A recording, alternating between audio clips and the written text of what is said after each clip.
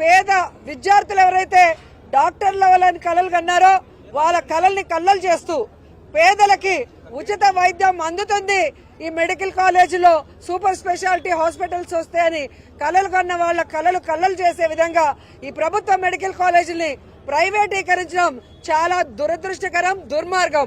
ఎందుకంటే చంద్రబాబు నాయుడు ఇప్పటికి 4 సార్లు ముఖ్యమంత్రి అయ్యాడు కానీ ఒక్క మెడికల్ కాలేజ్ అయినా కట్టాడా? రాష్ట్రంలో కట్టలేదు, కనీసం కుప్పల్లో కూడా కట్టలేకపోయాడు.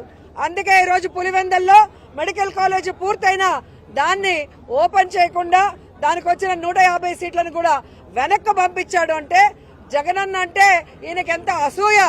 జగనన్నకి మంచి పేరు వస్తుందన్న బాధతో, జగనన్న పేరు చిరస్థాయిగా నిలిచిపోతుందన్న ఒక కక్ష సాధింపుతోనే ఈ రోజు ఇవన్నీ ఆపారు అనటంలో అతిశయోక్తి లేదు.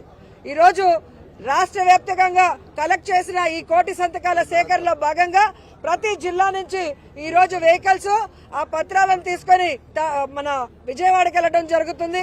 అక్కడి నుంచి జగన్ గారు మరి గవర్నర్ కి అందించడం జరుగుతుంది. సో గవర్నర్ గారు దీని మీద దృష్టి పెట్టి ఖచ్చితంగా పేద విద్యార్థుల కలల్ని నెరవేర్చే విధంగా పేద ప్రజలకి ఉచితమైన వైద్యం అందే విధంగా ఈ మెడికల్ కాలేజీలన్నీ ప్రభుత్వమే కట్టే విధంగా గవర్నర్ గారు డెసిషన్ తీసుకుంటారు.